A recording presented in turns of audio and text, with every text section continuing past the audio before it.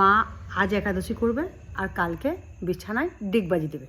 হ্যাঁ, তাও বলি আমরা যে একাদশী করার কি দরকার, মানে একাদশীটা হলো মায়ের ওই ভাত মুড়ি রুটি ওই তিনটে বারণ থাকবে। কি খাবে না, ডালিয়া খাবে, শ্যামা শস্য খাবে, না হলে কোথায় ওটস খাবে, এইসব খেয়ে ফল খেয়ে এসব খেয়ে থাকবে। আর কিছু এসব খাবে না, ভাত রুটি মুড়ি খাবে না। এটাতে নাকি পাপ হয়, ভাত মুড়ি রুটি একাদশী দিন খেলে পাপ হয়। আর বেশিরভাগই ব্রাহ্মণের বিধবারা করে থাকে। আমার মা ব্রাহ্মণের বিধবা, ওই জন্য বিধবা হওয়ার পর থেকে একাদশী শুরু করেছে। তো আরও অনেকেই একাদশী করে, মানে কম বয়সী ছেলেরাও করে, বুড়ো বয়সের লোকেরাও করে, একাদশীটা করে।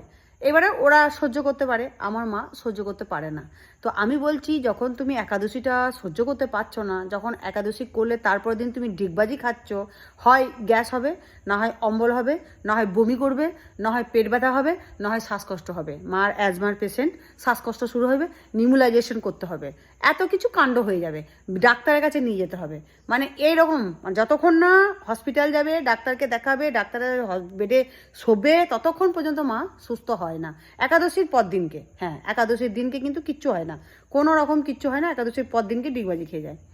তো আমরা সবাই 3 ভাই বোন বলছি, বউও বলছে সঙ্গে, যে মা আর একাদশী করতে হবে না, একাদশী করে তো তুমি ডিগবাজি খাচ্ছ, অনেক ঝামেলা হয়ে যাচ্ছে, একাদশী করার দরকার নাই গো, তুমি ভাত মুড়ি রুটি এইসবই খাও, খাও তো একবেলা ভাত, আর রাত্রেবেলায় তো মুড়ি ছেড়ো, আর নাহলে রুটি খেলে তো অম্বল হয়, আর সবেতেই অম্বল হয়, জলেও অম্বল হয়, সবেই অম্বল হয়ে যায়, যা খায় তাতেই অম্বল হয়ে যায়, একাদশী করার দরকার নাই।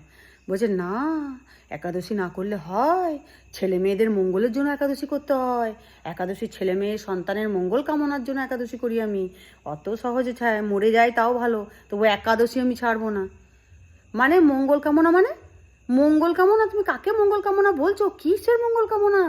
এমন মঙ্গল কামনা হয় রাত্রেবেলায় লোকের ঘুম উড়ে যায়, হ্যালো দিদি মা একদম অসুস্থ, একবারে কি হয় যায় অবস্থা, রাত্রেবেলাতে গাড়ি করে ছুটতে হয়, হসপিটালে ভর্তি করতে হয়, ভর্তি করে হয় নিমুলাইজেশন লাগিয়ে দিতে হয়, মুখের কাছে অক্সিজেন দিতে হয়, না হলে সেলাইন দিতে হয়, না হলে একবারে পালস পাওয়া যায় না, একবারে কিচ্ছু থাকে না, ছোটাছুটি দৌড়াদৌড়ি, ডাক্তার বলে ইমার্জেন্সিতে ভর্তি করতে হবে, এখনই যায় অবস্থা, তারপরে ট্রিটমেন্ট চলে, 7 দিন পর ঘর ফেরে, ঘর ফেরার পরে যা ঘরের অবস্থা, সে তো একজনকে পেশেন্ট হয়ে যেতে হয়, একজন পেশেন্ট হলে হয় না, একজন দিনে, একজন রাতে, একজন দুপুরে, একজন সকালে, তার রান্না করা, পেশেন্টের রান্না করা, ঘরের রান্না করা, জগা খিচুড়ি কাণ্ড, ছেলের স্কুল গেল, ছেলের পড়া গেল, ভাইজির সব কিছু গেল, ঘরের কাজ কর্ম সব একবারে মানে উলট পালট হয়ে গেল, কোনো প্ল্যান মাফিক কিছু হলো না, যে পয়সাটা জমানো হয়েছিল সেই পয়সাটা হসপিটালে চলে গেল।